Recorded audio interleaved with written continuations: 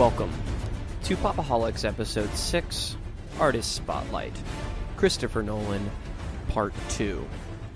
What a mouthful these episodes are becoming. Anyway, we're excited to have you back here for the second half of Chris Nolan's career. We're going to be talking The Dark Knight through his latest release, Dunkirk.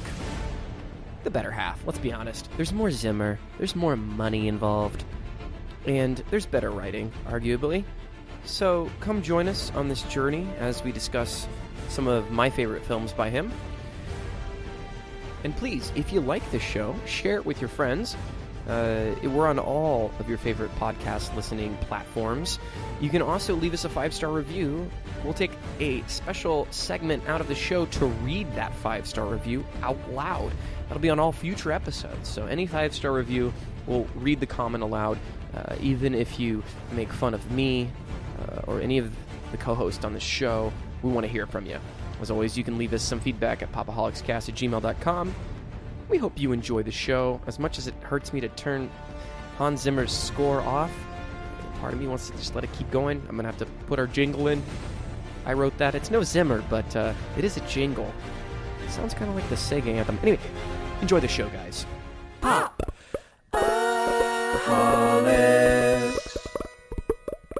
All right, so we're back. We're back for a split episode. We're doing a twofer on the old Nolan. There's just so much to dive into that we've decided to split this in two to really give these films the attention that they deserve, and to give Chris a chance to watch Dunkirk. I appreciate that. I really do, because it was an amazing movie. So but we'll get into that later. So what we're getting into is the second half of Nolan's career, and we're going to be diving into each film and, similar to last episode, talking about each film in detail and our thoughts on them and his career as a whole. We're in 2008 territory. The Dark Knight, written by Jonathan and Chris Nolan. And we're actually going to combine this with Dark Knight Rises so we can bury Batman and not talk about him for at least 3 months. You know he's just going to dig himself out, right? He's he always Batman. does. He's never actually dead. Even though his back is broken and he's blown up in a nuclear blast. He's bailed out. Yep. Bailed out. He's having crepes. Christian bailed out. It was bad. I'm sorry. And the results of we do have the results of our Batman poll now. We do know that people prefer the Bale. Yeah, I think we got 2 votes for Michael Keaton. You know, I almost gave Keaton a sympathy vote, but that wouldn't have changed anything. I felt similarly, and I love Keaton as Batman, but there's something about Bale that it's a different level. Well, I think Keaton's an amazing Bruce Wayne.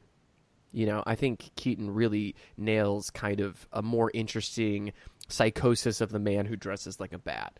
Let's get nuts. Right. Let's get nuts. Yeah, his breakdown with the Joker is more acting than Bale brings to it. But Bale brings a certain broodiness. Graveliness. Yeah, and manliness, and he does have. He's also just whiny. Especially in Batman Begins, there's a level of just like pure rich kid whininess that I feel like is so real. Yeah, but I relate to that, Brian.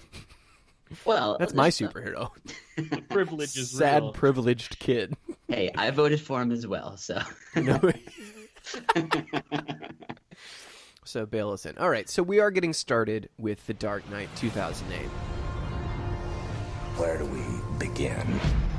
A year ago, these cops and lawyers wouldn't dare cross any of you. I mean, what happened? So what are you proposing? It's simple. Kill the Batman.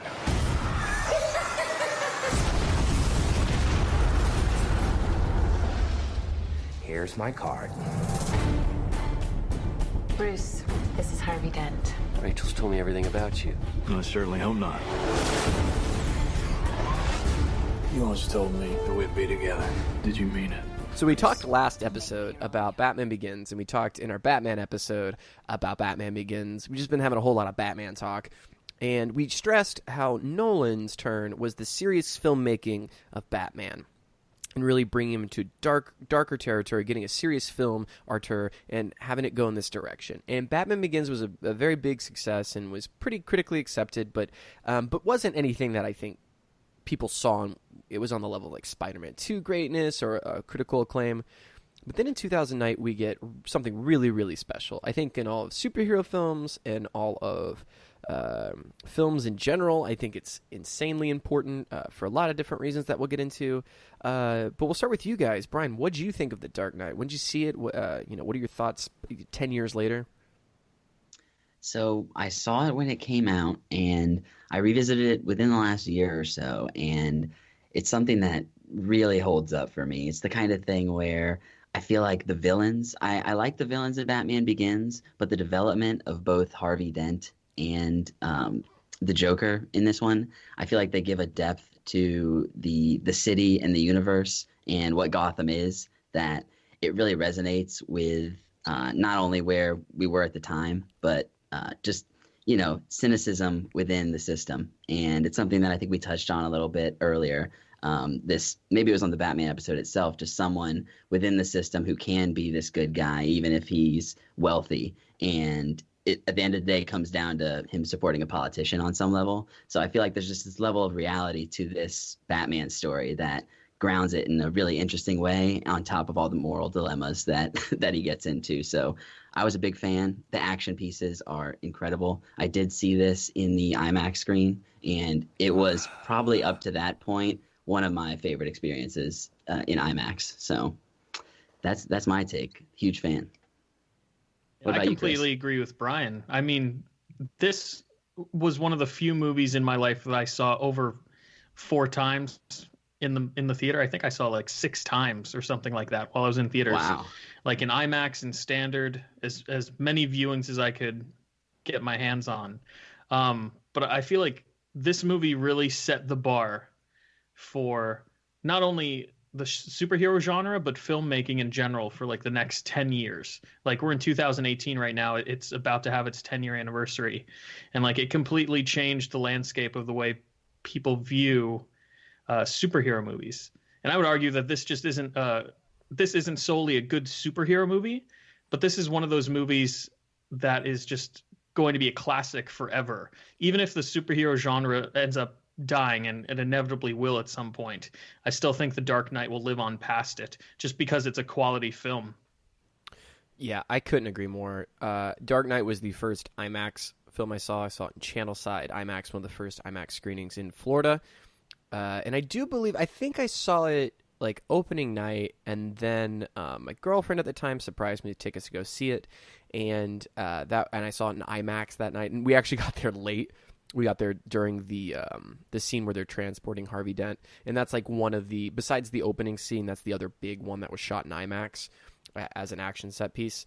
And I remember it just being a moment in my movie-going life that, changed how I wanted to see these big action films, these big giant adventures. Oh, yeah. And how just the size of the sound quality getting bigger, some bigger speakers, and a giant screen, and just a director who's in control of the filmmaking process, and how that could really create an experience that you can't get from home. And I think that's what Nolan has proven time and time again, is although his films are very enjoyable on the couch, I've certainly, Dark Knight is the one I've seen out of all of his the most. And I still think the IMAX is gorgeous. I actually own this on Blu-ray, and I have it digitally, but I always put in the Blu-ray just for that extra bump. And yeah, and then, dude, with the digital copy, you could get it in 4K now. If you bought it through iTunes, they automatically upgraded it to 4K. Oh, don't get me started on getting a 4K TV. This podcast needs to do a lot better before I get a 4K television. Okay. Patreon. Please like and subscribe, and we'll have the Patreon link soon. Yeah, and I can't wait. When I get a 4K TV, this is going to be the first movie that I watch on it. It's often how I test headphones and sound systems. It's one of the in TVs. This is a benchmark to be met.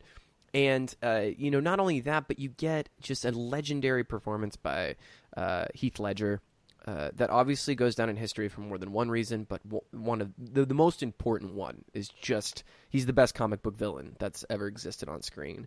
and one of my favorite antagonist performances. You know, again, going outside, even just comic book legend and lore. Just we could have a whole podcast called the Heath Ledger Joker podcast, and we could sustain that for 6 months, I guarantee you. And so for that reason, I think it highlights a lot of Nolan's exceptional skills, and I do think the script does provide a lot of character for Harvey Dent, for Christian Bale and what he's going through. You know, he's a little bit of a whiny rich kid. And the Joker's dialogue. You know, I think that this film doesn't suffer as much as Nolan's other with exposition heavy. This movie just kind of keeps rolling. We get the plot points, and they make enough sense. And there's just so many memorable moments and memorable lines that really help elevate it from a lot of his other work. So what are some of our... I mean, I just want to geek out on this film for a bit. What are some of our favorite parts? What do we like?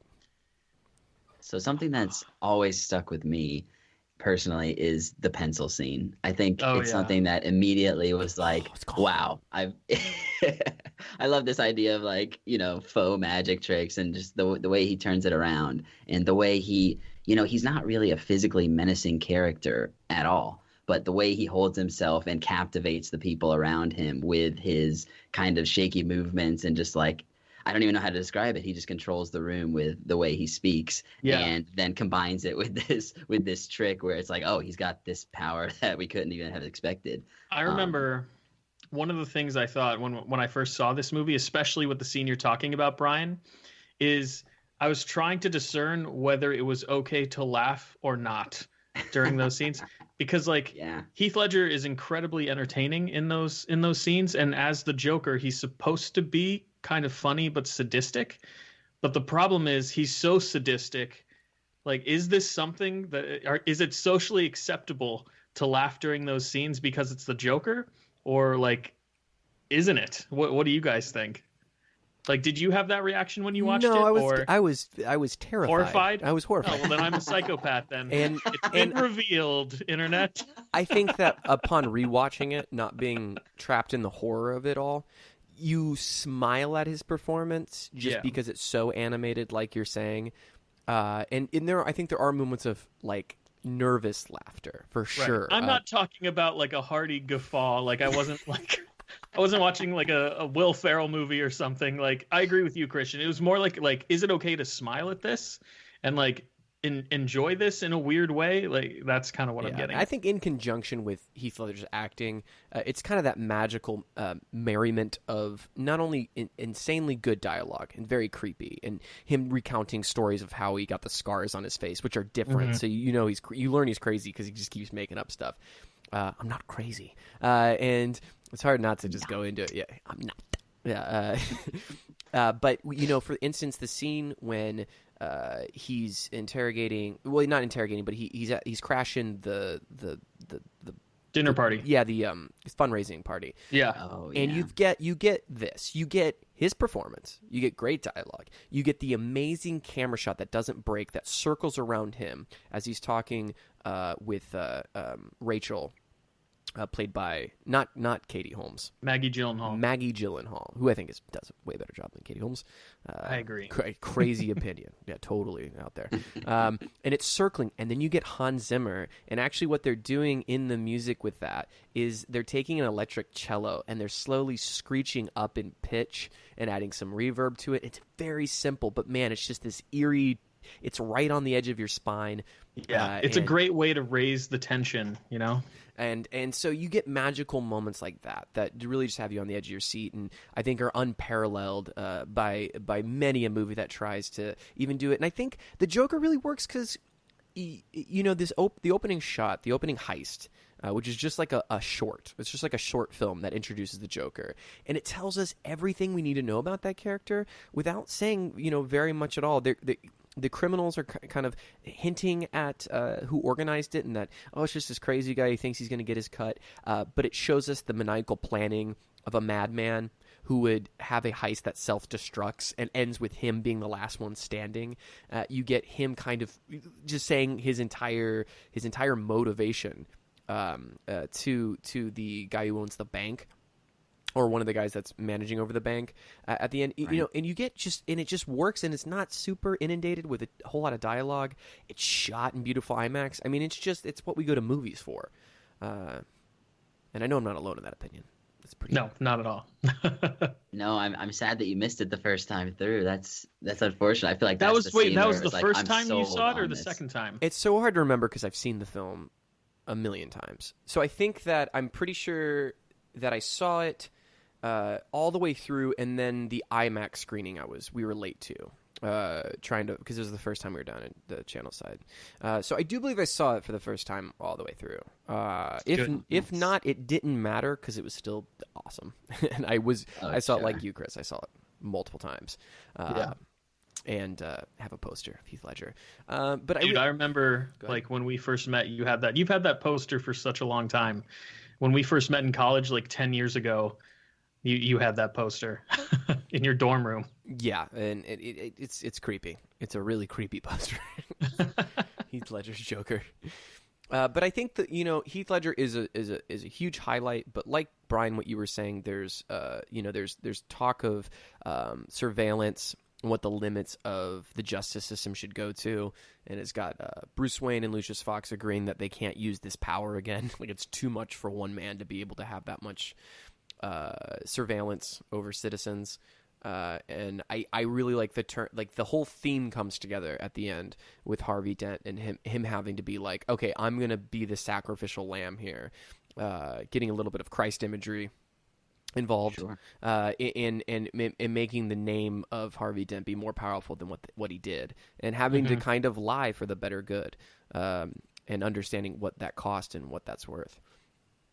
Completely. And I think it definitely shows the Nolan strong suits that even given Ledger's incredible performance, we can get a pretty full-fledged understanding of his character prior to even seeing his face, behind the mask. Absolutely. And I will say, back to Brian's Kubrick corner, this may be my last one unless something comes up, but the mask that he's wearing is the same mask from The Killing, which is Stanley Kubrick's first movie. So he went out of his way to find that mask from the archives. Okay, that's awesome. That is cool. Oh my god. I think you also get some of Nolan's best action in this too. Obviously, we've discussed how his hand-to-hand is a little weak, and choreographing some characters tussling around isn't so good, but I think he keeps things pretty simple. I think by changing the bat suit up a little bit, that helps with some of the hand-to-hand looking less awkward. And he films that one nightclub shot when Batman comes in and kind of beats the crap out of some people. I think that's, even though it's definitely not the strongest sequence in the film, I think it's still very effective at showing Batman as a brawler. But you get the chase scene with the tumbler. You get some great practical effects. Gosh.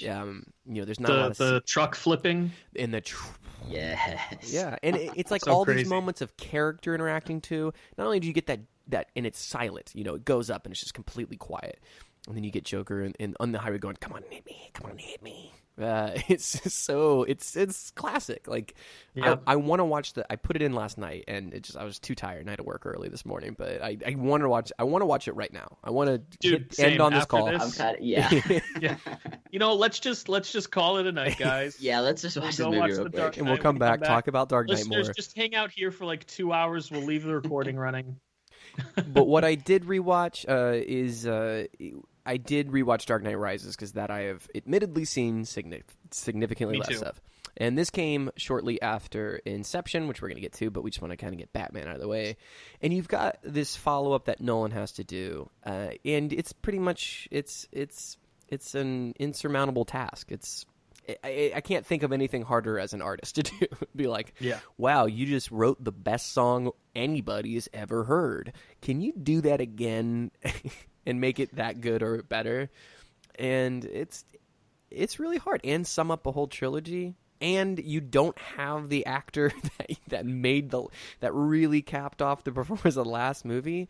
The cards were completely stacked against Nolan in this one. What's your guys' initial thoughts on Dark Knight Rises? I mean, The Dark Knight Rises, in my opinion, is by no means a bad movie, right? Like even Christopher Nolan's Agreed. worst movie, and I'm not saying Dark Knight is his worst movie. No, it's Insomnia. even when he doesn't do a great job, it's still a good movie, you know? But like you said, the cards were kind of stacked against him for this one. And there's no possible way he could have lived up to how good The Dark Knight was when it came to The Dark Knight Rises. That, and we've talked about this a couple times, but the sound mixing in that movie when it comes to Bane's voice is god-awful. Like, it doesn't sound like Bane is in the same room as everybody else. You know, and I think he could have done a much better job. Maybe it had to do with like adding a little more ambient noise to the mix or something like that, but it just sounded like he was somewhere else, you know? And that definitely pulls you out of the movie, or it pulls me out of the movie while I'm watching it. What do you guys think?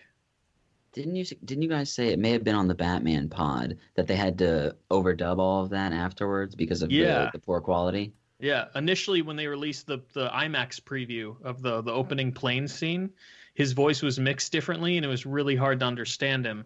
And then when the film came out, they actually, to my understanding, raised the audio levels on Bane's voice, and that could have contributed to it sounding so out of place. But I remember I texted you guys while I was watching this, you know, a couple of days ago, and 30 minutes into the movie, I had to turn the subtitles on because I just couldn't understand what Bane was saying. Yeah, it's unfortunate, but I definitely agree with you that it's far from a bad movie. And I actually think as far as you can wrap up a trilogy when the second one is this critically acclaimed, pretty much a masterpiece in a lot of ways, I think I like kind of how it brings everything home to Gotham in a real way. And, you know, you start off in Batman Begins with Ra's al Ghul and this, you know, seemingly endless organization that's constantly trying to overthrow society. And then you come back to what that looks like on the ground in Gotham. And I think it is kind of an interesting way to end it and see like, okay, this is, you know, Batman can't escape these types of motivations. And, you know, it gets to the heart of the conflict that he has about being Batman itself. Mm-hmm.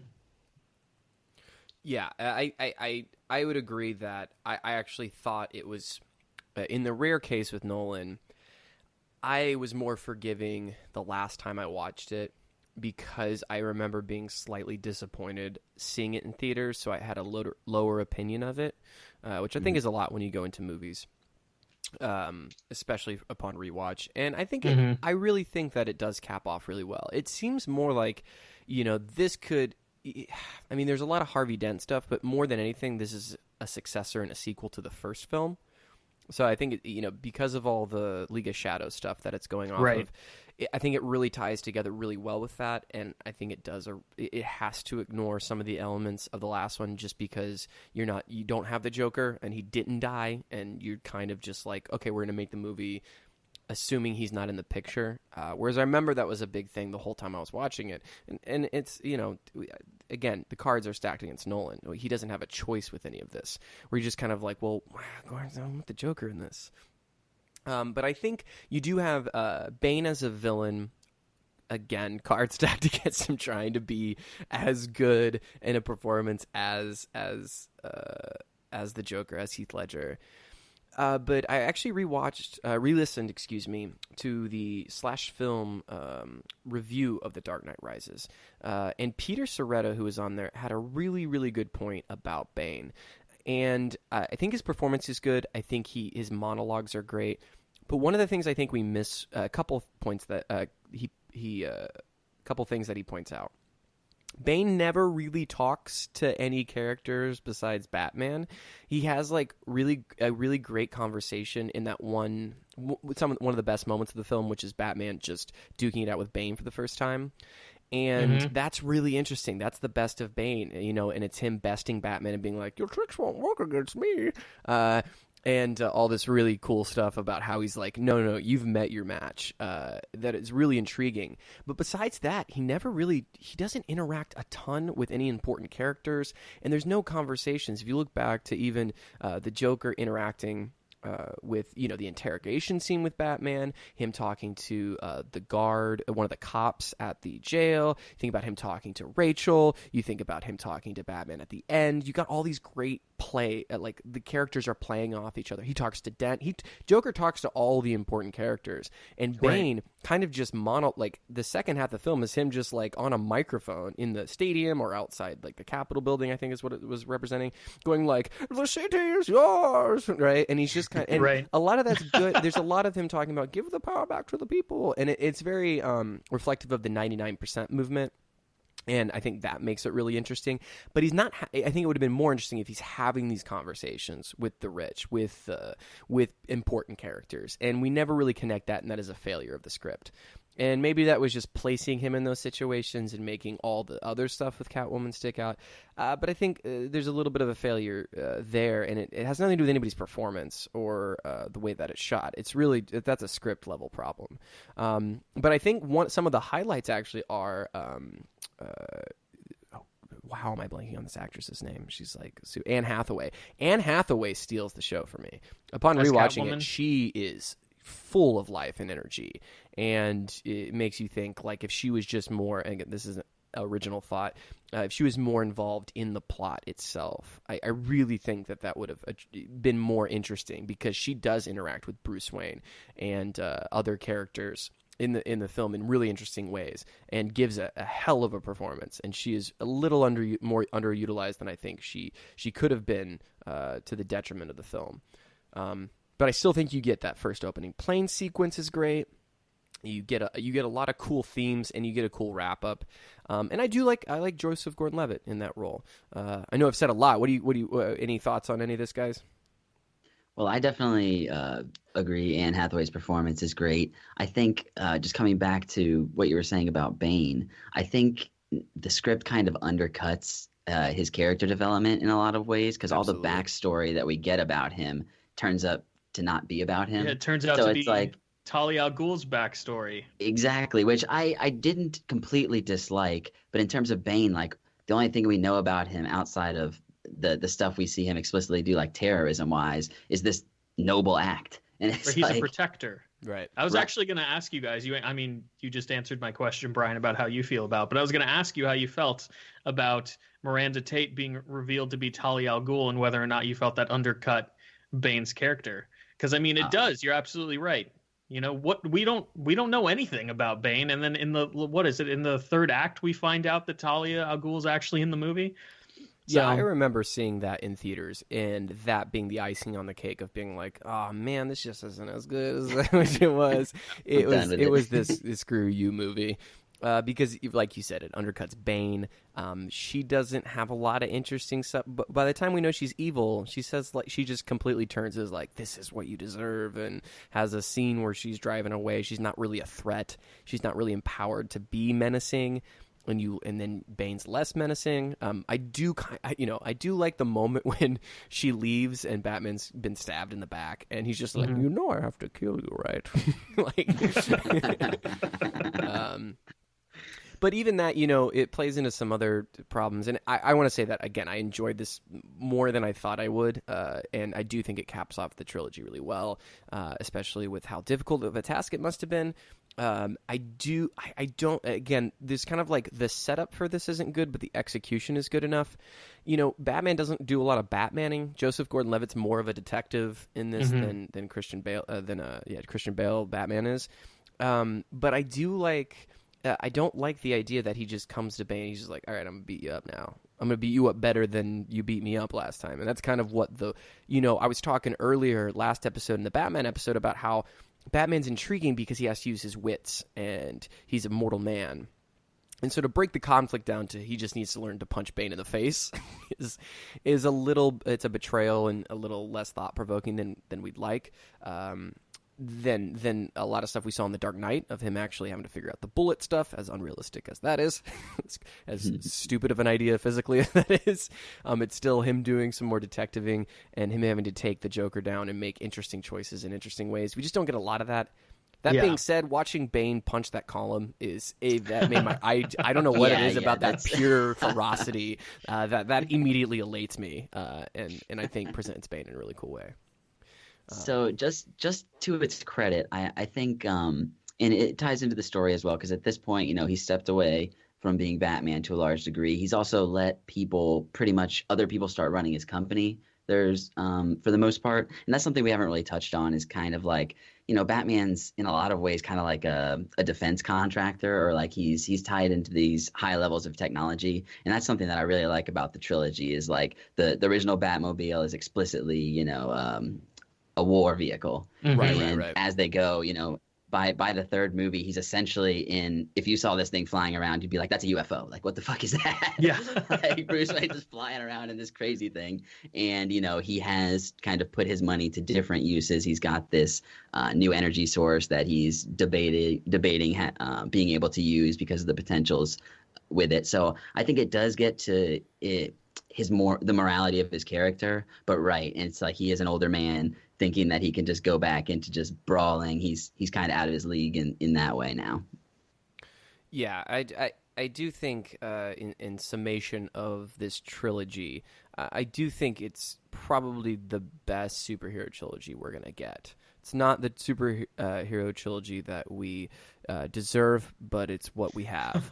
And I think that if you look at each film I think none of them are failures. And I do think that the ending resolution, besides it being quite like, should you have killed Batman off? I think we could agree. Yes. Like, I think it makes it more impactful, and it feels a little cheap. Although I guess Nolan might be being a little vague. Is Alfred really seeing him? But then you've got the autopilot stuff. I think if you just cut that off, I think it's a little bit better. I think he's alive. I wish he was dead, which is terrible, but I think it's more impactful about his legacy and what he sacrificed, whereas it's just a little bit of a cop-out. Well, I mean, the people of Gotham still believe him to be dead, so I mean, the idea is there, Yeah, I guess, but he still gets to live, and now he's happy. Fuck happiness. Who wants happy, right? Batman? I don't think Batman is. But I we were talking about starting Batman in an interesting place. And I think the final film kind of shows him in an interesting way of being kind of a recluse and ending up having to rise to the occasion. And again, just a shout out to Hans Zimmer's score. Like this score shreds. Oh, it's incredible. The when he's climbing out of the cave, it's the chanting, the return of the Batman Begins theme. Like, it's also good. It's also good. But unfortunately, Bane's voice is insanely ridiculous. Overcuts everything. I wonder if Nolan, I don't think, after the fact, regretted giving Bane so many monologues after he heard the mix. If he was like, oh no, this was oh god, he only monologues. That's all I wrote him to do. Just a side note. Liam Neeson gets 15 seconds in the last film. He does. He's a force ghost. Yeah, he's got way better. 15 seconds of Liam Neeson in this movie is better than anything that happened in Phantom Menace. Just as a side note. Oh, under the bus. But yeah, do you guys have any final thoughts on this trilogy? I'll give you guys the floor. I think we pretty much beat flushed it it out. Beat it into the ground. No Ace the Bat Hound. We did. Could have used some Ace the Bat Hound. Yeah, it would have been 100 go times better if Ace the Bat Hound was in it. I would have liked if the joke was like, you want to know how I like you? I like you. You got a lot of fight in you. And it was just like, would have made that scene even better. Rachel. Okay, so we're going to take a quick break. When we get back, we're going to be talking about Inception, Interstellar, and Dunkirk, the last three films. Well, technically, the last two films by Chris Nolan, and then Inception. All right, we'll be right back. Pop-O-Holics. All right, and we're back. And I'm really excited. We're going to talk about the last three films of Christopher Nolan, more or less last three films, and get into it. We're going to start with 2010 Inception. This is in between The Dark Knight and Dark Knight Rises. There's one thing you should know about me. I specialize in a very specific type of security. Subconscious security. You talking about dreams?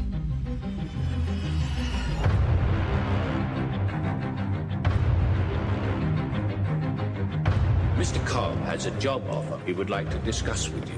Like a work placement?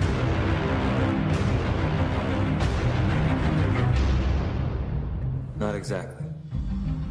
We create the world of the dream. And Inception had a lot of hype because this is actually the directorial follow-up from The Dark Knight, and he had a lot to prove. It's an original idea. This is the movie for him. Warner Brothers throwing just oodles of money at him and being like, we trust you enough. This is really when he gets to go all... This is Chris Nolan at 9,000%. This is Nolan being as Nolan can get. Nolan-y. Or is it? But it's the first time that he gets full reign over an original idea. Brian, let's start with you. When did you see Inception? What are your thoughts? So I saw it in theaters when it came out. I was immediately a huge fan. I think you're totally right that it is peak Nolan. It's one of the few movies that he didn't co-write with his brother or with someone else. Like you were saying, it's definitely an original piece. I know that in doing some research for this, I think it was Wally Pfister, the DP, who said that he saw an original script for this back in 2002 after they made Insomnia. So wow. It was something that Nolan had been thinking about for a long time. And I think it definitely comes through with pretty much all of his themes coming together for peak insanity. Just exactly the type of logic he's trying to get across to us. And I was immediately a huge fan. I actually started rewatching it last night, but I started it too late and only got about 45 minutes into it. But I'm excited to probably finish it after we finish recording here. What do you guys think? Well, that's interesting, it's a long Brian, movie, but a great movie. Because you actually can see the sequel if you put it on and go to sleep. Chris, what are your thoughts on Inception? Inception is such a great movie because it came out in a time where we weren't getting a lot of original scripts. So it was really It was really a breath of fresh air when it came out, because there was a lot of obviously sequels and adaptations and stuff like that. So I think that also added to the hype of this film. And then, of course, like Brian said, being the first movie after The Dark Knight, like the hype was definitely real. But I love what Christopher Nolan does with this movie. And Brian, you said he was originally thinking about in like 2002, right? Yeah, he had like an 80-page script back then so must have been waiting for like technology to catch up. That way he could make it the way that he wanted to. Oh, and a budget. Yes. Yeah. He definitely needed a budget for this as well. But I love the way he tells this story. I especially love the way he names some of his characters. Like Ariadne is in Greek mythology is associated with mazes and like the Minotaur, and in the movie she is their architect. So she's essentially, her job is to create the maze, right? So he just does a lot of cool stuff like that in the writing of this movie. Wow, I didn't even make that connection, but that's awesome. And something I noticed this time around, and having just watched Following, Cobb is the main character in this movie, and right. Cobb is the one named character in Following. Right. So, and he's a thief, so it just really gets to the heart of like, okay, Nolan's been mulling this around for a long time. Yeah. Cool stuff. So, okay, I'm just gonna say, watching it this time, only 45 minutes in, I got serious Raiders of the Lost Ark vibes. Really? I don't know if this resonates with you guys at all, but yeah, it was just like multiple set pieces reminded me of Raiders, and he goes to visit his dad, and his dad's a professor, and so there's that element. Obviously, he's not a professor, but that reminded me of it, him coming into the classroom. And then when he goes to find Eames, Tom Hardy's character, he meets him in I wrote it down here, Mombasa. And it made me think of when he goes to find his former friend. Indy goes to find his former friend in that bar in, I don't know if it's Monaco or something. But it was just like back to back. I was like, wow, I think this is like a very much a Spielberg-inspired type movie. And I know Nolan loves to travel around and film on location. And I think it really hit home for me. And I was feeling it. I was like, this is not only just a dream movie, it's also kind of like an adventure story that it was just working for me. I don't know. That's awesome. I never picked up on that connection. Like I never thought Raiders of the Lost Ark, but now that you bring it up, like I can totally see it. I can't see it at all, but I'm glad that you have that opinion. No, this film is weird, man, because I remember seeing it in the theaters and I was blown away. and I was on the edge of my seat, and it was, a very much what's next kind of feeling the entire time watching it. And I hadn't seen it since. For one reason or another, I think maybe while I was in college, it was on during some kind of social gathering, and it was playing.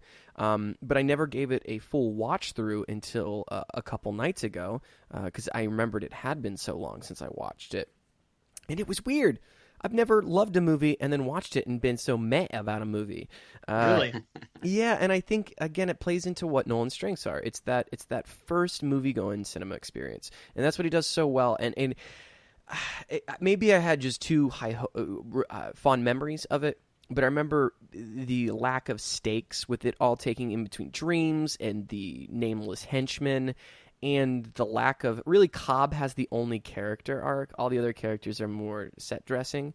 And, from watching Dark Knight Rises as well, I'm just not a super big fan of what Marion Cotillard is doing, who plays Maul, his alter ego. And I don't think if that doesn't connect with you, because that's the central heart of the film, Sure. I think that it's very problematic to you caring. And if you get bogged down in questions of if you understand how this works and what's going to happen... it did weigh on me the entire time of the logic of why Cobb is doing what he's doing, and if he knows this is a threat, why is he doing it? And I think that bothered me a lot. But I will say the moment to moment is fantastic, and the movie moves at a rapid pace. It does spend a lot of time talking about its rules and what's going to happen. So I think upon rewatch, there's no character elements that you love. There's no moments.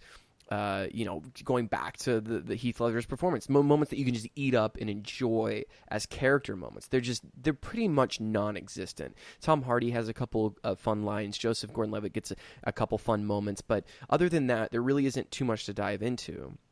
But I do enjoy what Nolan himself said on an interview, and what a lot of articles are written about when it came out.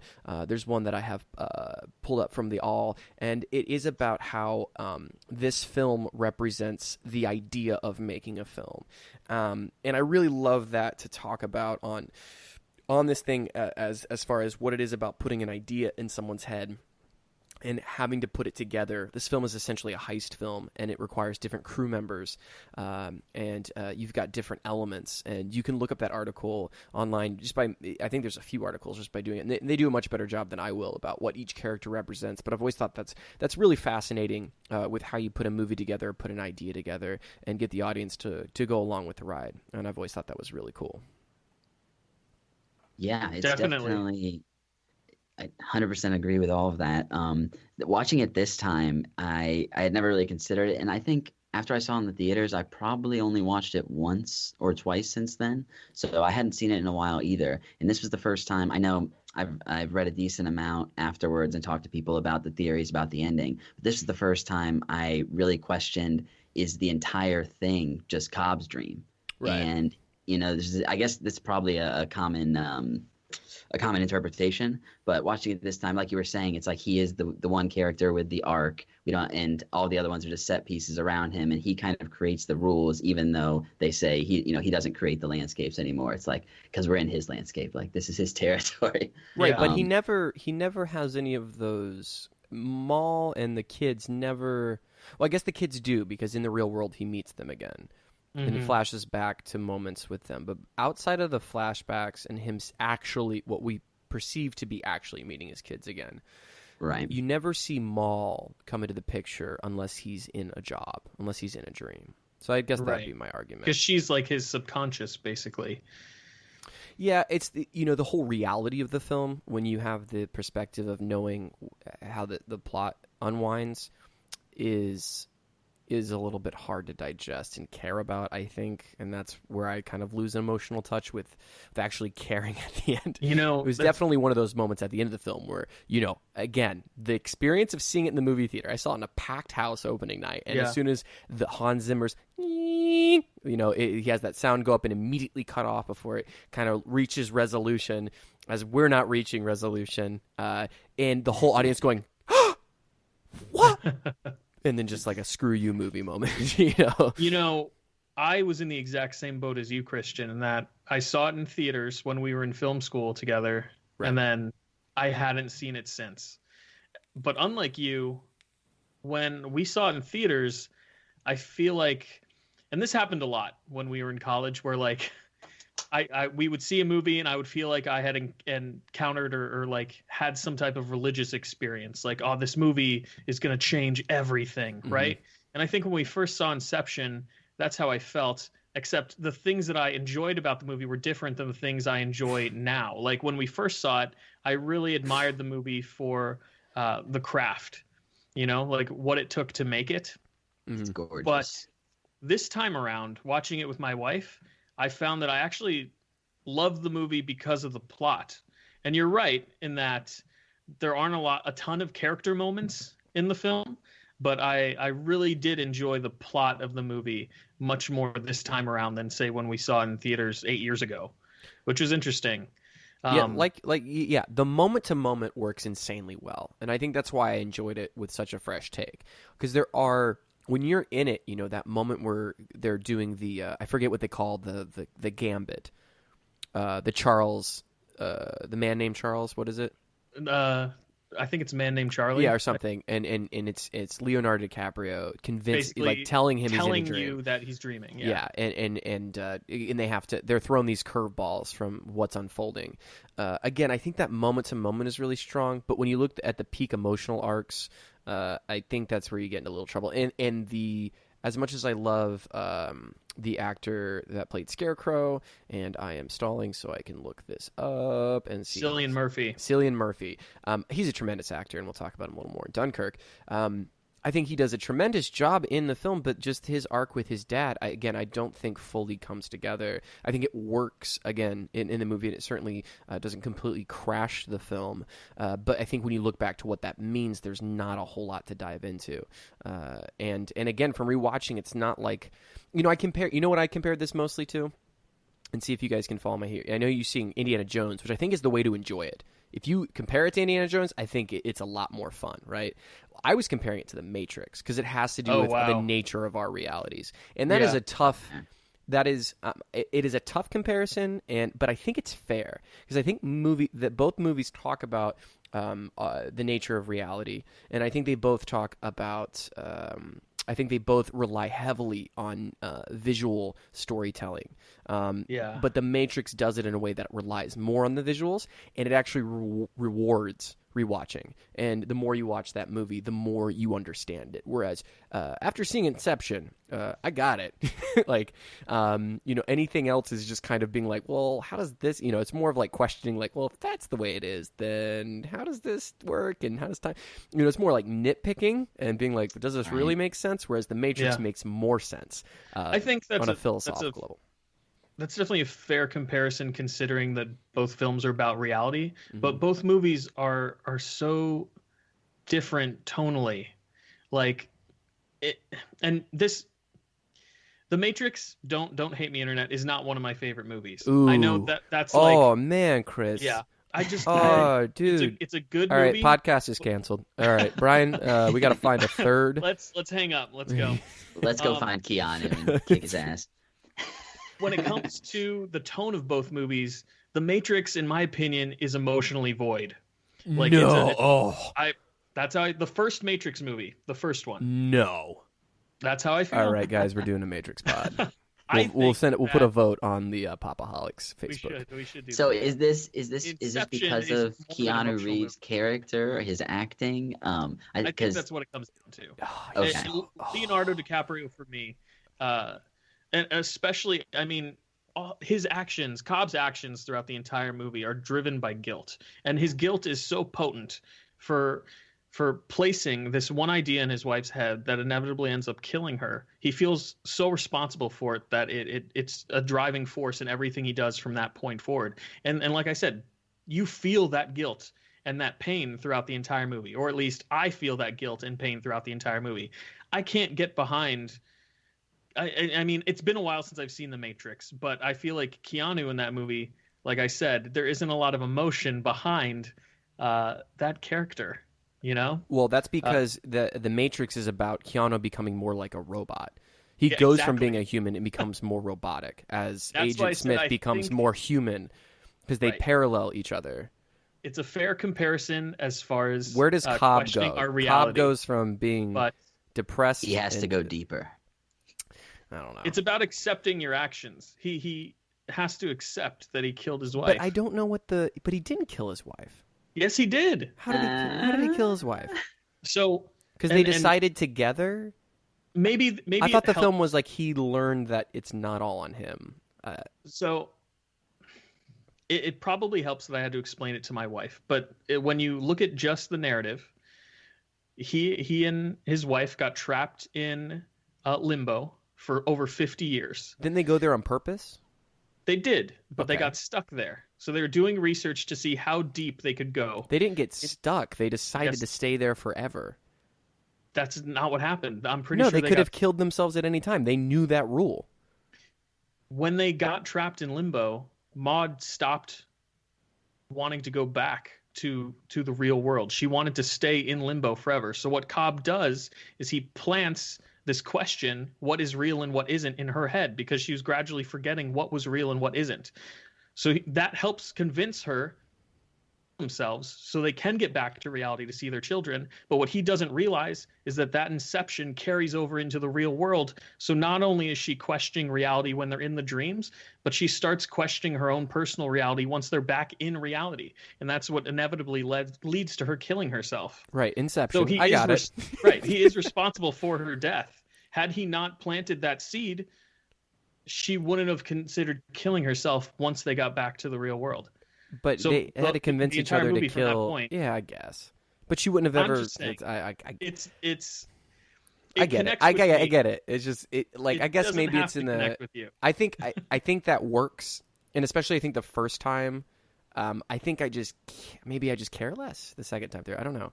Maybe I just don't like. Which is weird because I cared less the first time. Maybe that's just I don't like Marion Cotillard, and I'm like, we had the reverse responses because, like I said, the first time I saw it, I was like, that was a cool technical movie, and like the emotion didn't penetrate my psyche, you know. But this time around, and maybe it's because I've been married since, you know, so I can relate on that level. Oh, because you're married. Okay. No, I'm just kidding. I'm glad you enjoyed it more. I'm glad we had very different experiences. I don't think it's a total bust. It's definitely not a total bust. This is just, critical conversation. Right, I just remember thinking of the whole time, thinking about how much more I love The Matrix. But maybe The Matrix is a great movie. I think personally they're saying different things. Something that just having rewatched, I don't remember the intricacies of the ending as much, but something that kind of struck me as a bit silly this time around was Joseph Gordon-Levitt's character and maybe some other people acting like it was so difficult to plant an idea in someone's head. Right. And I feel like there's like a level of director's pretentiousness kind of coming out a little bit. Like, you know how hard it is to craft a movie. I guess. A lot of that. It's like, especially a Christopher Nolan movie. Yeah, exactly. But I definitely do enjoy, and we talked about it in the first half, him talking about these subconscious elements. I think for this movie in particular, I think it oversimplifies dreams. And I think someone like, for me personally, like David Lynch kind of gets to the heart of what dreaming is versus cinematic reality. And Nolan, hands down, is all about the cinematic reality. But there's a level of unreality to cinema that's intrinsic within it that kind of keeps it from getting to the heart of something like The Matrix, which I feel does have a little bit more of a metaphysical level that Nolan he's not really interested in his movies from what I understand watching them. But I don't know. What do you guys think about that? I think that, one of my I remember my biggest problem seeing it in theaters and it only kind of exponentially worse not being as invested in the film, being more critical of it my second time around. The progression of the dreams is really cool, and I like Nolan kind of sets the rules that Cobb, their team wants to make it seem like reality, and that kind of grounds it, even though it's a little different.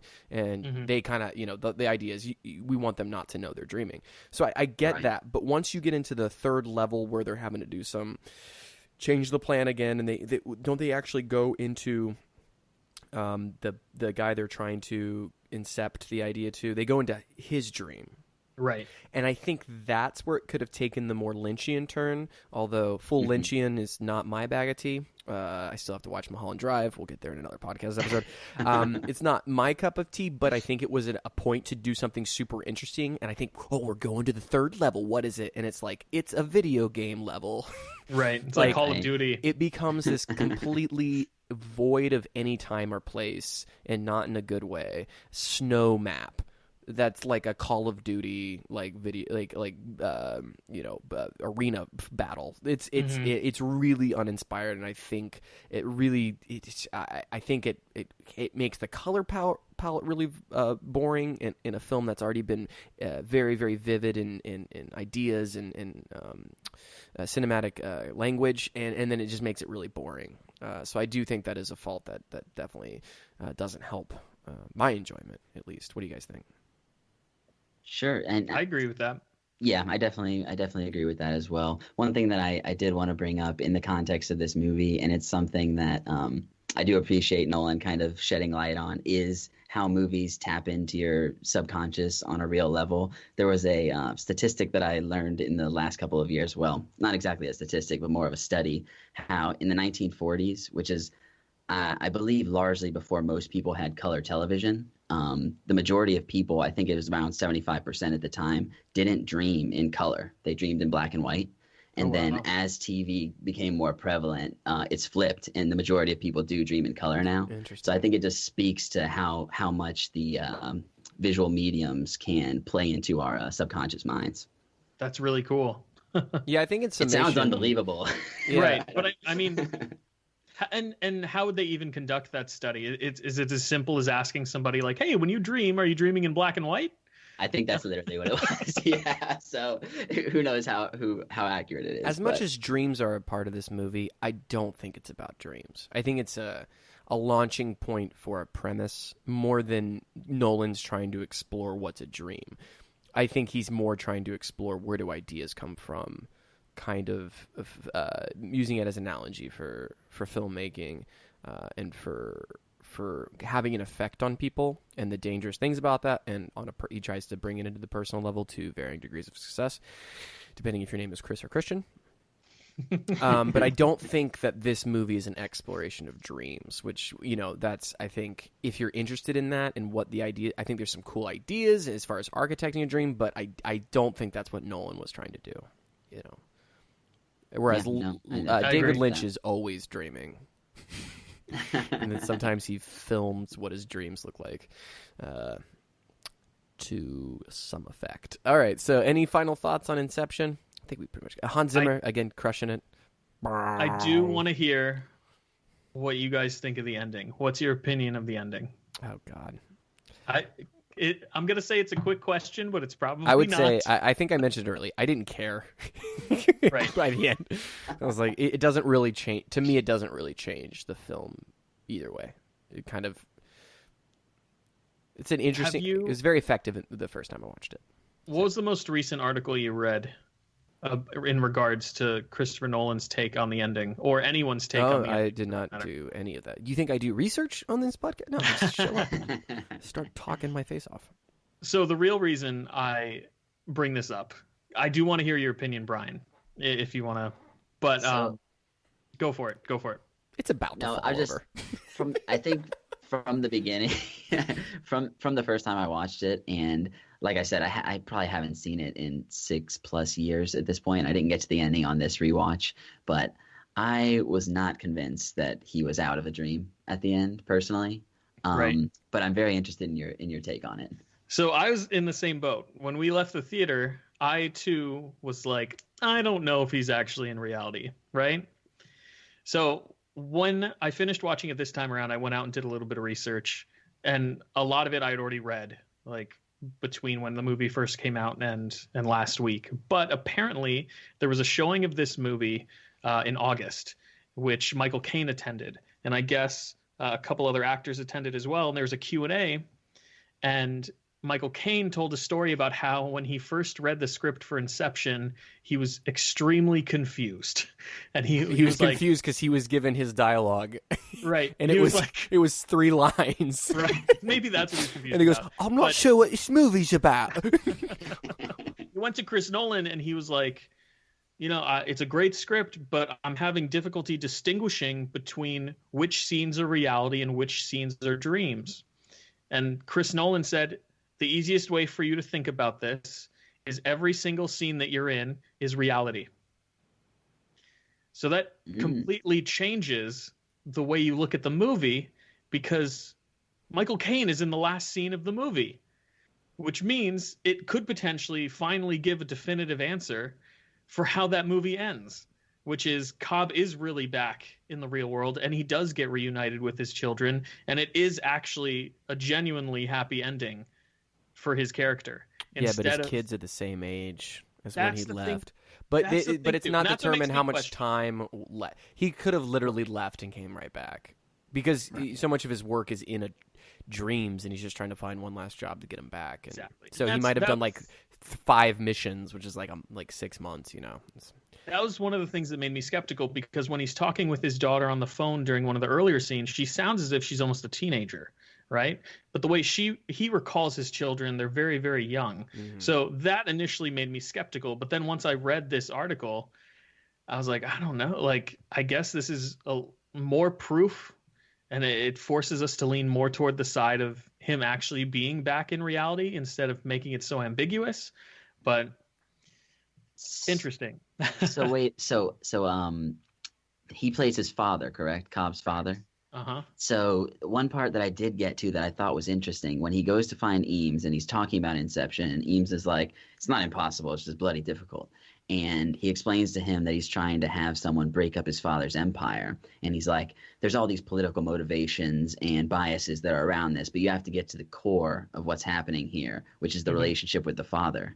So maybe on some level, this whole thing is Cobb being incepted himself. And I don't know. I do. Ooh, watching that's a different take. Yeah. Watching this now again, though, I'm gonna take this into consideration, because that's super interesting. I mean, on the flip side of that story, Christopher Nolan could have just been really kind and generous to Michael Caine and just be like, I don't want to confuse an old man. Like, look, I don't have every scene you're in is reality. We're going to make it really simple for you, Michael. Just so who knows what the truth is. And I mean, that, like we said, that's kind of Christopher Nolan's goal with this movie, like to leave it up to the audience to decide how it ends. But I thought that article was very interesting, especially considering that it came out in August of 2018, which is very recent. I don't know if I didn't catch you saying that, but I'm gonna have to check that out for sure. Yeah, it was like 2 months ago. Fascinating. Our timing is impeccable. Right. Anyway. Yeah, so it is up to you. I think it's meant to be like, reveal about yourself what you will by what you think happens, but I think it's pretty wobbly at the end. It's about to fall over. And anyway, the themes of the movie or the totem? Yeah. Hey. Ooh, and on that note, so he comes out with that. Then he finishes up with Dark Knight Rises in 2012. We've already talked that to death, so we'll gloss over that. But a success. I think it made a ton of money. Unfortunately, what we did not mention is that a terrible Aurora shooting happened, and really painted that release very, very dimly, and it is a tragedy and the start of a lot of tragedies that would ensue from there, and just the beginnings of our, a whole lot of stuff in America. Which is not fair, and I think Chris Nolan came out with a statement when that happened, and stated that that's not why we go to movies. We go to movies for a safe place, and I've always considered kind of the movie theater, like you were saying, like a religious experience. So it's a sacred place. It's a sanctuary. It's a sanctuary. That place. So. So that unfortunately happened. Inception is what I'm talking about. I'm just kidding. I like Inception. It's a good movie. But we then we get Interstellar. A little late, Coop. Yeah, we had a flash. It's an Indian surveillance drone. Solar cells power an entire farm. What'd you do, Murph? She didn't do nothing. Murphy's Law. You're a well-educated man, Coop, and a trained pilot. And an engineer. The world doesn't need any more engineers. We didn't run out of planes and television sets. We ran out of food. Dad, why did you name me after something that's bad? Oh, we didn't. Murphy's Law? Murphy's Law doesn't mean that something bad will happen. It means that whatever can happen will happen.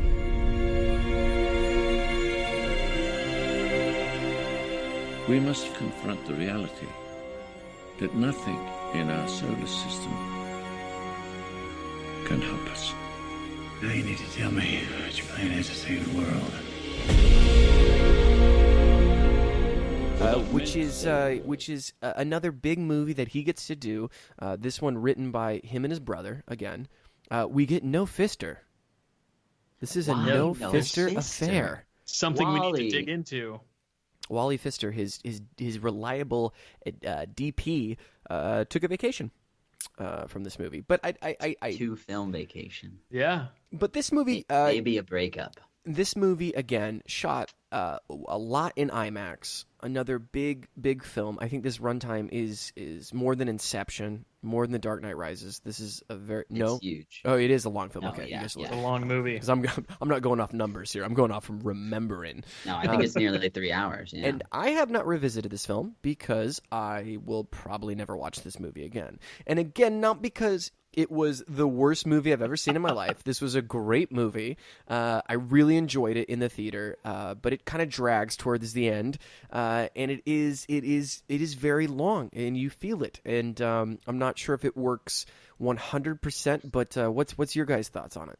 So I'm not going to be able to say much because this is a movie that I have not seen. I didn't go to see it, Interstellar in theaters, and I've yet to see it at home. So this is all Brian. Do you remember any? Let's get this. What is your understanding of the critical and audience reception of this film? I remember it getting praise. I definitely don't remember anything negative about the movie. I mean, like most of Christopher Nolan's movies, they tend to get a lot of praise. But do you remember any negative criticisms of the film when it came out? Yeah, I think the end was received poorly, really? If I remember correctly. Yeah, that it had flaws, but praised for all the obvious things that all Nolan films do really well. And Hans Zimmer score again. So I think it broke the IMAX speakers when I saw it live. Brian, what are your thoughts? So that's interesting to me because I don't tend to read a lot of critical reception of things, especially when I enjoy a movie, and I like to kind of let things, dig around in my brain before I try and look into what other people are thinking about it. But I think something that a lot of people really liked about this movie, and that is definitely respectable, is the level of scientific, modern scientific, quote unquote, reality, that is in it. I think he goes out of his way. Obviously, I don't think this movie ever would have happened if 2001 didn't happen, and there's some explicit visual homages to it. But I really appreciate how it's very grounded in what we know about the physical universe right now and the time scales that it would take to travel to places, as well as some of the ridiculously explicit stuff in Inception. But the level of time dilation with space-time in Einstein's theory of gravitation. I'm stumbling through this. Relativity. The exact theory of relativity. Yeah, exactly. I really appreciated that level, and I think the wormhole scene is one of the most beautifully shot things that I've seen on screen. Are we talking about the ending when he goes through the library? No. Okay. When they actually go through like the wormhole, that's I don't remember exactly where it is. It's been a while since I've seen it, but they use the ship as like a portal to go deeper into space. And the visuals of that were just mind-blowing to me. And I did see this in the IMAX Dome, actually, at Mosey. So the visuals are incredible. I think the emotional stuff didn't place really well for me. I know we were talking about it a bit beforehand, Matthew McConaughey. And I think McConaughey is actually a great actor. And his acting is not bad in the scene where he gets emotional. And I think seeing his kids grow up and the level of, like I said, the time dilation where space travel requires... That's the most effective emotional stuff in the film. It is, but the way it's edited is really like nearly laughable to me. Because he goes from not crying at all to just bawling in really ugly manner, and it's like it could have worked. It could have worked better. And to be fair, the second time watching it, I think it hit me a little stronger. But Yeah, I really like this movie. I think I also kind of have a little problem with the ending, but I want to get into that maybe after we discuss it a bit more. Yeah, the conceit of the ending is good, and I think when you're like, oh, that's what it, oh, but then it's like after that, oh, that's what's going on there.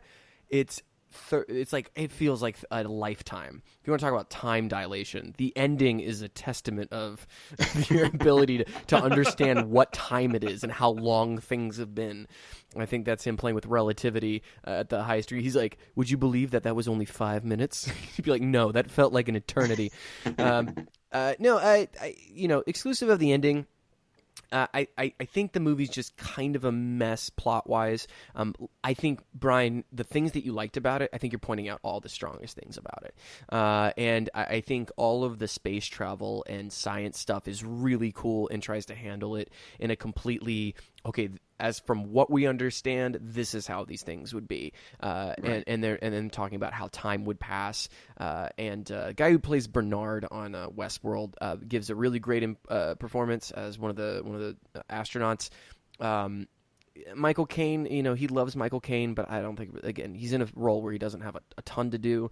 Rage. And you got the stuff going on planet Earth with his kids, and most of it just works from his point of view and the idea of the time passing, but that plot about the land and all that, like.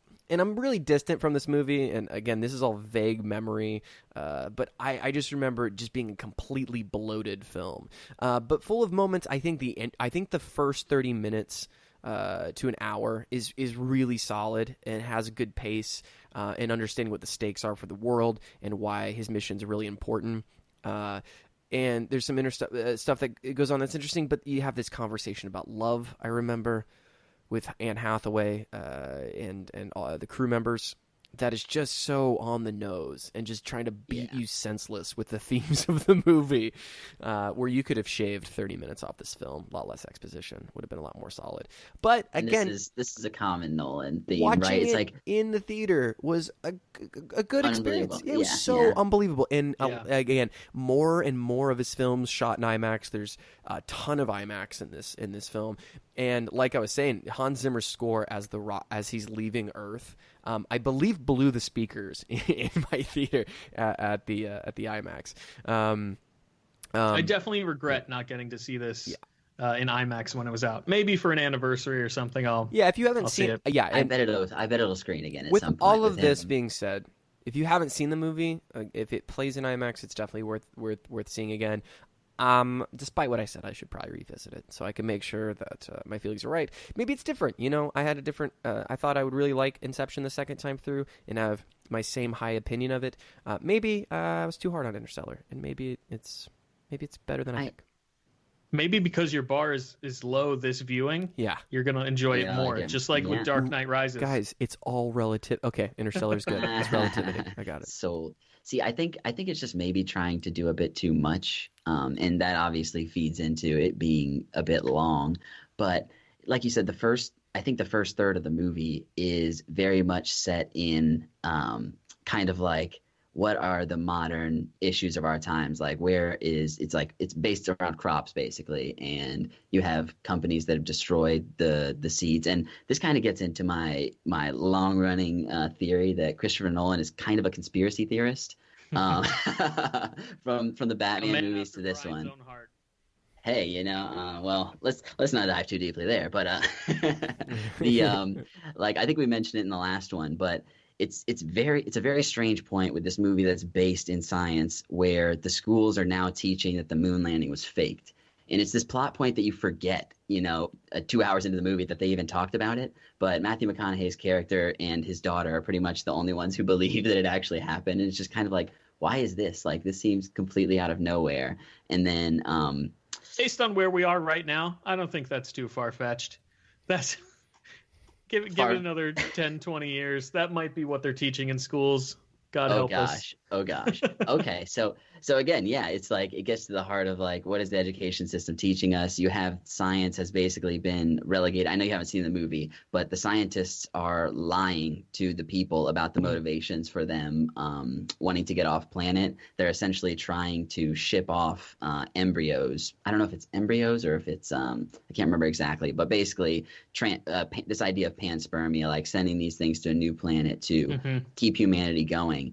And I guess on some level, I just kind of disagree with with that kind of thing. Yeah. It seems like very human centric and selfish in the sense that like, if it's explicitly vain. It's like if we're going to destroy this planet and then we're like, all right, let's move on to the next one. Yep, how many else can we destroy? But with that being said, the ending, I wish the middle of the movie would have been cut shorter and kind of delved deeper into the potentials of where he is, because he does end up going into a black hole and time breaks down, and then it becomes this thing about, oh, it's love transcends the physical world. And McConaughey is talking to, there's an AI character who I actually really enjoyed this character. He's like a Marine. Back to Hal.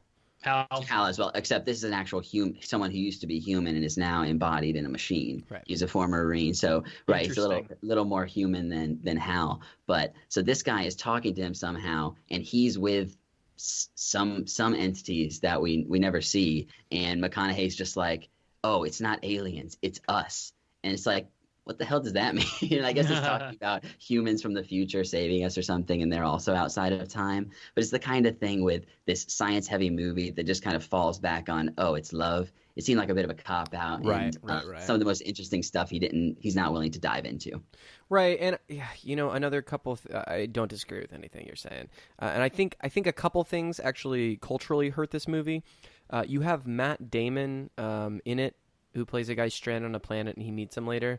Matt Damon is in a movie that I think came out in 2015 or 16, The Martian, which is a great movie. Way better. I almost want to say it came out before or after. I'd have to double check. Oh, it had to have been after. I was actually going to mention that, like, that was kind of one of the reasons I didn't see this movie. Yeah, and because The Martian just seemed to be so much better. And I would say that it is a much more enjoyable film. And then you also have in 2014 January, True Detective with McConaughey. We're in full McConaissance, okay? Oh, yeah. And he's so much more interesting and more well utilized in that series, and plays a much more interesting character than he does here. So I think, and then as far as nope, I don't have another thought there. I think you have a better space movie that's coming out soon after this one, and then you have with Matt Damon, one of the actors, and you have McConaughey in a more interesting series. I think that also kind of maybe upped expectations of this and what we expected. And again, Nolan has a huge bar to hit, and he was really swinging for the fences with this one. And still, again, a great watch and great to talk about. I don't want to be completely against it. Something that I came away from watching it, a lot of these concepts were stuff that I had kind of been interested in previously going into the movie, but I did feel like it was this thing that you didn't have to be particularly science-minded or, college degree or anything like this, and he broke down these concepts in a way that was understandable to a mass audience, and that's something that I think Nolan is incredible at doing. Yeah. And it does lend to his flaws, where you have scientists who are millions of miles away from Earth who are explaining time dilation to each other, and it's like, okay, these people should know what this is if they're traveling in space. Yeah. But like I said, I think the appeal of a movie is very important when you're talking about wide scale audiences. So I can appreciate it a lot on that level. Yeah, and I think it does have in some amazing sequences. That docking scene, from my memory, is really tense. And amazing. That's master craftsmanship of a scene and stakes, and that's all good. Cool. Any Chris? You had any other thoughts about Interstellar? I want to watch it eventually. All right, we'll get a follow up, an addendum. Cool. So that's Interstellar. I coming across a little bit negative. It's just one of my least favorite Nolan films. I think it's like you said, Brian, trying to do too much, but still worth a watch. Turn off the lights. It's one of those things too. Watch it on your big screen. Turn on the lights. Don't stop it. Just keep it going and watch it all the way through. It's a good time. And if it comes back to IMAX, that's where you got to see it. That's how it's meant to be seen. For sure. Speaking of that, we have a film that, if it comes to IMAX, I am going to see it. One, I will drop everything I'm doing to see, and that is his last film that came out last year, Dunkirk. There are 400,000 men on this beach.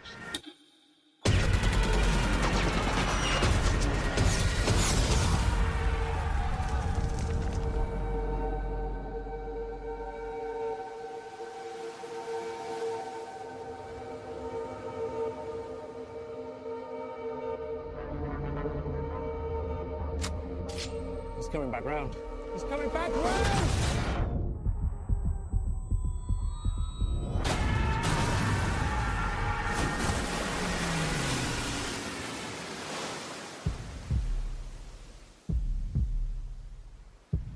Where are we going? Dunkirk. And this is his movie about the evacuation of Dunkirk in World War II, when a bunch of common British people have to save these marooned troops that are kind of being forced out of Dunkirk. Chris, you're hot off the heels of this. You watched this minutes before we started recording. I want to hear your fresh take. Give it to me. I love this movie, man. It was so good, and short. I love. I loved how he shows three different perspectives in the film: land, air, and sea. And I loved how eventually these three different perspectives end up converging on each other. And we've talked before about Nolan playing with time, and you get to see that a little bit here. Like, he jumps forward and backward in time a little bit depending on where you are in that specific perspective, when you're watching the film. But I was blown away. And I know I just mentioned how in college sometimes we would have religious experiences when seeing a movie for the first time. So being that I'm so close to the movie right now, maybe my opinion will change in the future. But as of right now, this is one of my favorite Nolan films, without a doubt. Yeah, Brian? So I think I'm just excited to see where he goes. I went into this movie with fairly high hopes. I'm not usually a big fan of war films, but I think he's really at the peak of his craft here. He's doing everything I love about his movies in some of the best way possible. Yeah, I think the way he handles time in this movie, the first time I saw it, I was a little bit confused by it, and some of the aerial motion threw me off, but I think this movie definitely rewards repeat viewings. I have watched it again. Some of the time stuff definitely plays better. A little bit of the and I don't even know what threw me off about the visuals. I think maybe he did it on purpose, where the planes, you can't really see who's like, good guy and bad guy is not the right way to say it, but who's fighting who. Yeah, you can't tell who's in each plane sometimes. Exactly, and I think it speaks to the chaos of war, and just really visually gets you into this scene where it transcends words in a lot of ways. And I love this movie. I think it's one that I'll come back to as much or more than any other Nolans. Yeah, trimming words is the key word, as it were. I think Nolan is firing on all cylinders, and cuts a lot of the fat off of a lot of his more bloated films. This film isn't trying to say much. It very much is about war and heroism, and I don't think it's trying to do too much different in that vein. But I think, as far as theming goes, but I do think it does a war movie in a way that I haven't seen in a long time. Agreed. And it does a lot of interesting things. Like you said, it's the three separate things in timeline. I know critically there was some negative feedback to this film about its people getting confused about when and where, but I thought that was set up. It's set up in the very beginning, a 1 hour, one day, 1 week, right? If I'm not mistaken. And I think that that lets you know enough. If you missed that, I think it could take a second to catch on. But I think knowing that and receiving that from watching it, I think it's pretty easy to follow for me. It's a little chaotic, and it's got the chaotic Nolan cuts where you're kind of jarred between the scenes. But I think that adds, that's the tension grabber, and adds tension. Therefore, a tension grabber. I I just made it work. I made a mistake work. And I think that the performances are subtle. They're not overwritten clearly. In fact, Definitely this not is the only overrated. Nolan film where I'm like, man, maybe they could have said a little more, but I'm not going to complain about that in a Nolan film. But a lot, the scenes are tense. He's able to do so in the classic way of, something we haven't talked about is a lot of the violence in Nolan films. There's not a lot of blood or graphics, very Hitchcockian. The drama of the scene and the way you cut it can be as effective, if not more, than grotesque images. And he's very much about that philosophy. And, you never see a German soldier once in this film. It's always the imminent threat. It's always the Allies. Yeah. Yeah, it's always the doom and gloom of what's the unknown, which a lot of, like, if you've ever been, it reminds me of the little chaotic war environments I've been in. But like, if you ever played paintball or something, and you're just like in you're in like a van, like usually it's like some kind of Are you old bus. comparing paintball to World War II? Well, I'm just saying, if you're trying to figure out where to go and you just hear the sounds of war around you or the sounds of the engagement, and you don't have the eyes of, like, in cinema often when you're showing a battle scene, it's the enemy shooting, and you actually get a lot of idea of where everybody's at in the perspective. Whereas this, as you were saying to the planes, I think to the plane scene, or when they're in the boat that's filling up with water. Yeah. Oh, incredible. They don't know, you as the audience are with them. I don't know where the enemy is. I don't know how many there are. And you're just in that moment of, oh my God, like the doom and dread of what you don't know and what you can't see. I compare this to paintball because, the sound, you don't even want to leave where you're at when you know that there's the threat of getting tagged, or in this case, dying, which, yes, is more intense than paintball. There was constant tension throughout the entire film. Constant, and it ramps up. And it's very loud and bombastic, and so much is in IMAX. I think most of this film is in IMAX, if I'm not mistaken. A considerable portion, and everything's practical, and there's just a looming sense of dread, and it's all chaotic. And you get to the last moment where Tom Hardy's character, the plane runs out of fuel, and he's just gliding. I mean, and it's just I dead could watch quiet. that forever. It's just dead quiet, and it's heroic. It's heroism, which is so rare in a lot of, we were talking about how Batman's so cynical, and this movie has this incredible feeling of heroism in the face of insurmountable odds. And for it to get that across, with me being a little bit of a cynic that I am, I mean, it's incredible. Again, I went on a little bit of a rant, but any thoughts on that? No, I completely agree with everything you said. And to go back to, you mentioned gore a little bit. About halfway through the movie, I started comparing the movie to Saving Private Ryan, and I definitely appreciate the lack of gore in Dunkirk, right? He was very, I guess Nolan was, like, classy about it, I guess is one way to put it. Like, he, what am I saying here? Well, it's more challenging. If you think of like Black Hawk Down in retrospect, Saving Private Ryan is very graphic right off the bat, and I think there's a horror of war that it shows in the grotesqueness of war. But I do think you can get into territory basically if you're without using. Yeah, if you're relying on that gore, it can take away. But I think Saving Private Ryan does it in a way that's very gruesome, and sometimes what's the word I'm looking for? Overbearing. But it's never to the point of, like, it's grotesque and awful. But like Black Hawk Down, rewatching that, even liking that film, there's moments when it's just, I'm thinking of the moment when they're in the hospital, and or not in the hospital, but they're just like trying to patch the guy up who's clearly dying, and that's an effective scene. But it gets to the point where it's just like, okay, enough's enough, and you don't have to worry about that. And Nolan's still able to. He doesn't use that as a crutch when conveying like doom and gloom. And yet people still die. You still see people die. Sure, and you still feel the impact of that. And just people in, you really do feel like that they let you feel like if you were in their shoes, that one guy that's just trying to get off the beach. You're like, I think the audience can relate. He's not a super heroic character at times. He gets his moments of redemption and heroism to a certain extent, but you're kind of like, that's the audience surrogate. You're like, I'm getting off this beach. And yeah, I completely agree with what you guys are saying. Like, I'm someone who is a bit squeamish when it comes to that kind of stuff on film, especially. And it's something where I think he's touching on an aspect of war that tends to get underplayed to a large degree. So it's like you said, it's like these people have all largely seen action already, and they're trying to get home. And just even trying to get home is this gigantic hurdle in itself.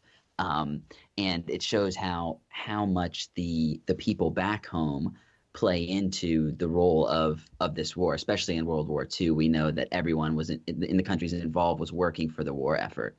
And it's the kind of thing where today I think people are so removed from warfare in general, and that is for a variety of reasons. But I really appreciate how, especially in Cillian Murphy's character, I think that's one of the best emotional Nolan moments for me, seeing him having to go back to this thing that he's clearly so traumatized from, the what he goes through with the kid who is this, the idealistic center of the movie, who doesn't really understand what war is, but sees just wants this to be tortured a hero guy. Exactly. And I think it really touches on a deep level to, well, having not experienced war personally, it resonated with me and gave me a level of empathy, or at least sympathy, with people who give their lives to fight. It's hard to relate to, obviously, and without the gore, I think he's, like you said, shooting on all cylinders. He's doing it. Yeah, and I think it's good to note that, I think this is his most hopeful movie, and the one where you feel, I think, best on the inside despite a lot of the tragedy. I do think it ends on an idea of hope. And yeah, I mean, I don't have a lot bad to say. That's maybe because I didn't rewatch it. Maybe if I rewatch it, I'll be like, I hate this movie. Now that I think about it, the time stuff is stupid. Give it a rewatch. No, but I am excited to rewatch this film. I really am. I knew I didn't have to because I was like, I loved that movie. I kind of want to wait till they re-release it in IMAX. Hopefully that happens. I think I'd mentioned in the other podcast that it was playing in 70mm, and I did not have a chance to get to it. Unfortunately, yes. That's kind of like, Brian, we were talking about, you missed Lupe Fiasco on his tour. It's one of those moments where you're just like, because I pushed it off and I was like, I really want to see it. And when I saw it, I was like, I should have saw this in 70mm. Would have been so good. On that note, I do want to just bring up that Christopher Nolan is one of the biggest proponents today of film stock being kept, like physical film, non-digital. And I read something in the research for this that he actually lent an IMAX lens that he owned personally for the 2015 Star Wars. I want to say it was Force Awakens. I don't think it was Last Jedi. But him and people like Paul Thomas Anderson, I personally really respect Quentin Tarantino as well. I think a lot of my favorite directors are pushing for this kind of dying thing. And I don't know how you guys feel about that, but I know he's one of the major proponents of it. I'm kind of interested on you guys' take. I know you largely buy digital movies these days. I'm kind of like the old head in this regard, I think.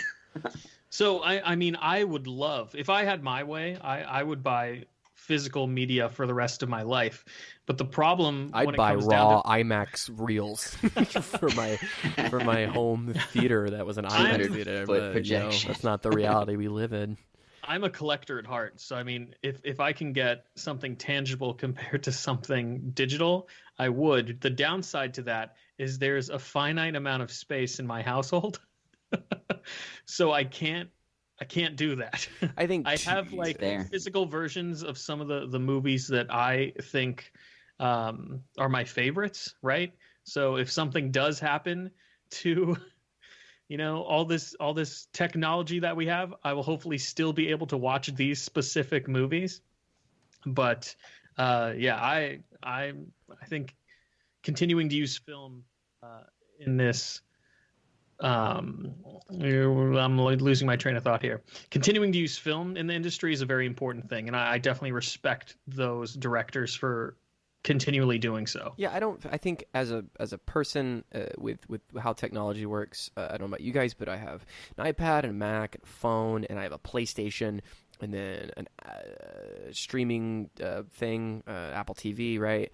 And so owning it digitally just allows me to go, okay, I'm going on a plane. I can just throw this right on my iPad, just wirelessly. Yeah. I've got it on my computer if I've got to watch it there. And, it's like, and all my TVs, it's just kind of like, no putting in a disc. That convenience factor is huge. And I'm really glad, that is a huge boon to being able to enjoy content that you buy digitally. What I love about Nolan And why I still think we can support it is by going to the theater. And I think that's, to me, more important than the owning of physical media. Like I said, if I could own a format, it would just be what you could get at the theater. But I can't, and I think that's why theaters are still important. And I love that we have, I would love if we had a Dolby Atmos, because even more than film, I think you get a lot out of the sound. And I think that brings it to it. I think even a normal digital screening or film screening with great audio is still remarkably better than anything you can get at home. And you're not worried about, you're completely isolated. You're not worried about the neighbors. Like Nolan is keeping alive what is beautiful about film. And there's nothing better than seeing something like a Nolan film, or seeing a hilarious comedy, a summer comedy, a new just ball busting funny movie, or seeing the latest Marvel movie in a theater full of respectful theater goers with great sound and a screen that's bigger than your house. I think that's what Nolan's keeping alive, and I love that he's around, despite not loving every single movie and having problems with some of the stuff that he does. I think Dunkirk is the prime example of why. You go into that. If you're in Dunkirk in a theater, and unfortunately, we were not. Besides Brian, Hans Zimmer's score, like ticking, and just the dead silent of that moment, but with people, even silence, uproar, laughs, all of that with an audience creates this effect, this communal religious effect. That's why I go to movies, and that's why I gladly pay. $25, $30 to go see an Imax screening in a crowded day or something, or in a matinee, just to have that moment with people. It's incredible, and it's what he brings to film that is inspiring directors, that newer directors, and I hope that he keeps it alive, and I hope films like this keep crushing at the box office so we can keep enjoying it. Yeah, I completely agree with that sentiment. Going to the movies is an experience, like we've said before, and I mean, having both of us having gone to film school, like I think we hold the cinema and theaters in a higher regard than your average moviegoer. Yeah, absolutely, and I think we should see more. I don't get to see as many films. It is kind of these bigger pictures that take the spotlight for going to see them in a theater. But if more directors utilize IMAX and sound design in effective ways, I think that's going to be more attractive to film goers to enjoy films like this in the theater. Yeah. And did you say that you wish we had a Dolby Atmos theater here in Orlando? We have the AMC in Universal. Is that the only one? Yeah, that's the so. only. Yeah, I want one that I don't have to that's go close. Park at a theme park. Yeah, that's the problem. I mean, Regal Point Orlando is great because it's a true IMAX and it's not at a theme park, and they reimburse parking. Whereas a lot of these other places, you've got to pay for parking and go in Orlando at least. And I don't know what Tampa has. Does the vet? This is getting real local news here, but does the AMC Veterans have Dolby Atmos? I'm not sure if the Veterans does, but I think there's I think it's AMC Woodlands that has it. I actually haven't been there, but my roommate has gone and really enjoys it. Because I know AMC partnered with Dolby Atmos, and I think it's only AMC, and then Regal has their RDX where they have some additional speakers and maybe some higher spectrum, but it is bunk. It is better. I'll honestly pay $5 to be like, you're going to turn the volume up louder, because in a lot of these regular theaters, I think they've turned the volume down to increase ticket sales of their other theaters. Regal in particular is heinous at their sound quality in some of their film, and in the Winter Park one, at least around us. And it's a little sad and depressing. And I even called Regal and was like, are you guys... Poor guy that I talked to, because I'm like, excuse me, gentlemen, do you have Dolby Atmos or any plans to install Dolby Atmos, or do you have any surround sound at your establishment? And he was like, he's like, I don't know. And I was like, I hate you. It's like, I'm just 15 trying to make some money sweeping up popcorn. I don't know what you're talking about. And he goes, yeah, we have surround sound. And I was like, you don't know what I'm talking about. I'm done. But yeah, more theaters. Put that in for all the theater owners listening. To debunk what you said about having to pay to sit in a Dolby Atmos theater, Disney Springs, you don't have to pay to park. Okay. So I'll still drive 45 minutes to go. It's just excuses galore. Yeah, drive to my house. It's 20 minutes from my house. Your house is not 20 minutes from me. That is is an 20 hour and a minutes. half trip. What It you're gets longer telling me every time. We sound like an old married couple. Yeah. It gets longer every time you describe the drive. It's not as if it's like I'll get off work. Like I've been trying to see Venom because critics are somehow loving it and hating it at the same time, which is confusing me. And I really want to. And I've listened to the soundtrack, and even if it's a bad '90s comic movie, I'm in. But it's like I have 2 hours after work. It's like I could squeeze it in. If I have a Dolby Atmos theater to cross the street, I'm there. I'm doing it. I wish. That'd be awesome. So to plan that, it is a little more time consuming. So do that more. If there's a lot of theater owners listening, install Dolby Atmos. I'll give you all my money. And just support local theaters as well. We got to keep them open. Yeah. We can't just stream. We can't stream our lives away. Yeah, and going to the theater and then enjoying it with the audience is amazing. It's an experience that is why we watch movies. So in short, we're running a bit long, of course, because that's what we do here on the podcast. Yeah, we're at the hour and 50 minutes. So, in summation, Chris Nolan, we'll take a few minutes apiece to. I think I pretty much shared my thoughts on why I think Nolan's important and why I love him. Do you guys have anything else to add, Brian? Yeah, I think we've covered it a lot here. Yeah. Recently, as we've started doing this pod in particular in the last couple of years, I've started to really think about what my media means to me, and it's. For better and for worse, has allowed me to look at things a little more critically, which can take you out of movies sometimes. But I just think we live in an age of so much creativity, and I'm happy that a mainstream film creator like Christopher Nolan is out there to continue pushing the boundaries of the medium and inspiring new directors. Because I know and we haven't even said it, the man's only 48 years old. Yeah. And he feels like he's been working forever. And I'm just excited to see where he goes. Same. Yeah, I hope he keeps doing what he's doing because, like I said, in an age where we get a lot of adaptations and sequels and prequels, and God, he's definitely a ray of light in the darkness. For sure. Oh, that's apt. Yeah, I'm very excited to see what he does. There's some rumors he might be doing. He's been in talks for 007 and for potentially a Sherlock Holmes reboot.